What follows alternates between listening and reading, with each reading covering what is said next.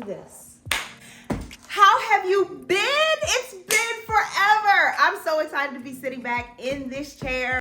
I began the process of creating Relationship Rocket Science 10 plus years ago. And it started in the form of YouTube, had a couple detours, took a couple breaks, and this is my home. So I'm back. I am your love and advice coach, Jessica, ready to give you some relationship rocket science. So today we're talking about love bombing. Love bombing is psychological manipulation, y'all. I know it feels good, but it is used to control you. Okay, so let me say this now. As a society, we tend to hyper-focus on narcissism. Right now, narcissism is like the most popular term that everybody's talking about in mental health. We call everybody that does something to us that we dislike narcissism. It is not. Everybody is not a narcissist. We don't always agree about how we should go about treating each other, but that does not make you a narcissist, or that doesn't mean that you've encountered one if by chance someone treats you poorly or doesn't live up to your standard. So let's be clear about narcissism, what it is, and what you're looking for. It is a person who has a grandiose sense of self, meaning that they think way too much of who they are. It is to mask or to cover up the extreme insecurities that they feel internally. So they'll do that by focusing and shifting blame onto other people, making you or whomever feel like whatever their shortcomings are your fault or the fault of someone else. They can be fun to be around in the beginning because they definitely want people to enjoy them, to like them, and to be drawn to them. But once they have you kind of in their clutches, they turn on you pretty quickly. That's when you're getting gaslighting behavior. However it is that they choose to achieve the goal. The goal is always to lift themselves up and to feel better about who they are. But I do want to say this. Not all people who love bomb you are narcissists. I'll have to remember that we live in a society that tells us that the only thing that matters in our lives is us. That we should do whatever we want, however we want, for as long as we want. And if it makes us happy, then that's all we need. Lies! We have no restriction, we have no boundaries. Even people who love us, when they come to correct us, we're so quick to tell them that this is my life and I get to do whatever I want to do in it. So when you live in a society like that, when you live in a culture like that, that is anti-accountability and anti-caring about the thoughts and the feelings and the emotions of other people, very self-centered, it's going to be difficult for you to find people or to be in relationships because ultimately everyone is focused on themselves. Who's thinking about the other person? Nobody. I want to talk about a personality type. It's called borderline personality disorder. In the age of narcissism, this is a disorder that is commonly misdiagnosed and forgotten even. Borderlines, they have a tendency to take you from being Jesus to Judas in seconds flat. And they love you like none other. You couldn't be more perfect. You're the best person in the world. But when they're upset with you, when you have not fulfilled their needs, when you make them feel like you've fallen short in some kind of way or you've disappointed them, baby, it's a different story. So I saw this video on Facebook, I believe, of this girl who had been on, I believe, maybe her third date with some man. She was videotaping from a hotel room. The hotel room had rose petals everywhere because she felt like, oh my God, I have found the love of my life. Look at what this man has done for me. And we've only known each other for 3 days. So I start scrolling in the comments and people are like, oh, this is love bombing. This is love bombing. I was like, what is love bombing? What is that? Using psychological terminology, I had never heard of anything called love bombing. It definitely wasn't in any of the books that I read. Well, now I'm Googling. I'm trying to figure out what love bombing is. And it is a term that's relatively new that you guys have been using. So I want to talk a little bit about the types of people who are more apt to display behaviors like this, and to help you to be careful about what to do when you get in a situation with someone who's trying to love bomb you, or even how to know that that's what's happening. I guess the underlying point or thing that we need to remember is that people who are love bombers are insecure. I know that we focus on narcissism. I know that we focus on diagnosing ourselves and each other all the time. We want to have ADHD, we want other people to be narcissists so we can, validate our experiences with each other. Common thing that we all understand. If I call you a narcissist, everybody in the room knows what that means. But we have to be really careful when we throw those words around. Like I said, the person who love bombs is generally an insecure person because they have to put all of the material, all of the things before who they are shows up. They have to show you the material. They have to give you a reason to choose them. When we think about borderline personality disorder, these people are extremely concerned with abandonment, rejection, abandonment, a lack of affection.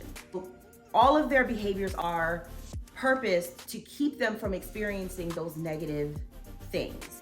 I'm not rejected, I'm not abandoned, I feel better. That's the goal. Okay, so let's talk about some things to pay attention to and some red flags. You want to pay attention to men who want to monopolize your time. Control is a problem. And I know we think it's cute in the beginning. It was like, girl, he wanna spend all his time with me. He didn't want me to call my mama. He just wanna sit on the phone with me all the. Where are his friends? Where is his job? Where is his life? What healthy relationship do you know that exists when the two people have no life other than the other person? Child, don't do that. So if he wants to monopolize your time such that you shut down all of the relationships that matter to you, red flag. 2, he uses material things in excess to show too much affection too soon. Now, I know that we all are pleasure seekers and we all want happiness and joy and peace and love and all that stuff. But too soon is too soon. Too much is too much. If this man overemphasizes how much you've been influential in his life too soon. So if he's telling you, oh my God, ever since I met you, you've changed me. You make me want to be a better man ever since I met you on Monday. It's Wednesday.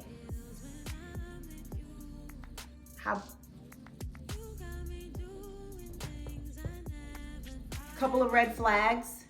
If he wants to plan a future together after extreme courting. So if he takes you out and you guys have a wonderful time, of course you will, because he will make sure that you do. Now he's talking about, well, maybe we should make this forever. Yeah, can we get through the weekend? All right, guys. All right, this is where you're not gonna like me. Sex too soon. I know that we are liberated women. I know that it is our body and we get to make whatever choice, well, in some states.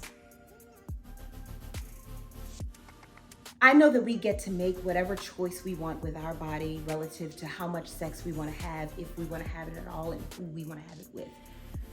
Got it. But understand this. Regardless of what our society tells us about sex, how much it doesn't matter to our perspective about ourselves or how we even view each other, it does. It does. Sex in a relationship can change it immediately. The expectations that you have of the other person, what it is you feel you owe them, what it is that they owe you, all of those things change instantly. So we have to be very careful about sex in general. Y'all grown, and I can't tell you who to have sex with and who not to. That's not the point of what I'm saying. But I do think that you need to pay more attention and give more credence to the exchange that happens when you're having sex. A lot of y'all are out here writing sexual checks that your relationship cannot cash. Maybe we're worried about the wrong things. We're worried about trying to keep somebody physically while never having an encounter with them emotionally. But that's a podcast for another day. I'm gonna give you some pointers here. Let's figure out how to avoid being love bombed. Besides the red flags, you gotta look internally too. 1, remember that love bombing feels good. That's the point. That's the purpose. They're gonna want you to feel good so that they can manipulate, shape, mold, and control the situation. The question is not whether it feels good, but does it make sense? I met this man yesterday and he wants to marry me tomorrow. Does that make sense? No. 2, ask yourself, who sent you? Y'all gotta remember that God is not the only one that has solutions to what you deem to be a problem. The enemy does too. The question is, who sent you? You better ask, and you better get an answer too. 3, acknowledge your emotional status. Love bombing at its finest really only works on very vulnerable people, okay? The rest of us that are looking at this behavior, either from the outside looking in, or even if it happens to us, if I am not vulnerable or insecure and someone tries to love bomb me, it's going to feel intrusive, overwhelming, and truth be told, just weird. Like, what's wrong with you? You need to be mindful of how you're entering this relationship. Are you healthy? Are you whole? Are you vulnerable? Are you open? What are you searching for? Because whatever it is you're searching for, the person that's trying to love bomb you will find it out and they'll give it to you. So you got to be really careful. 4, run it past your friends, family, and loved ones. Please, y'all. Stop making these major life decisions in secret. Now, granted, again, what you do is your business, yes. But we have to be accountable to each other. The people that love you know you don't have to go out on the street and tell everybody your business and get opinions from people that you don't know or who you know don't really care about you. But the people that you know for sure are in your corner, that really care about you and only want the best for you, you need to bounce this stuff off of them. Because sometimes what we say in between our 2 ears makes so much sense. But if we say it to somebody else and we hear it back, child, that don't make no sense. Sometimes it takes hearing it back to realize that. So make sure you are bringing in your team, those trusted sources, those people that you know you can count on to tell you the truth. And then once they do, can you listen to them? I mean,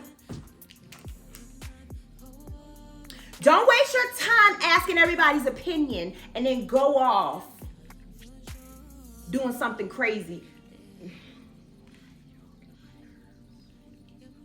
Finally, 5, have faith and be patient. Real love is on the way, but you have to trust God. You have to trust God's plan for your life. You have to trust that He means no harm, but only good for you. And you have to trust His timing.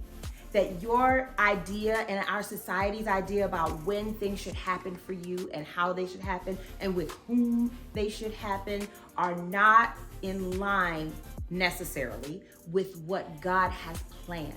So be careful to be faithful and don't make moves out of fear. Y'all, when you make any decision based in fear, you making the wrong one. So be patient, wait on the Lord, and love will find you. And that's all for today. Thank you so much for watching. I had the best time. Please comment. I want to hear your stories about love bombing. If you have friends, loved ones, share this video. Make sure people have this information.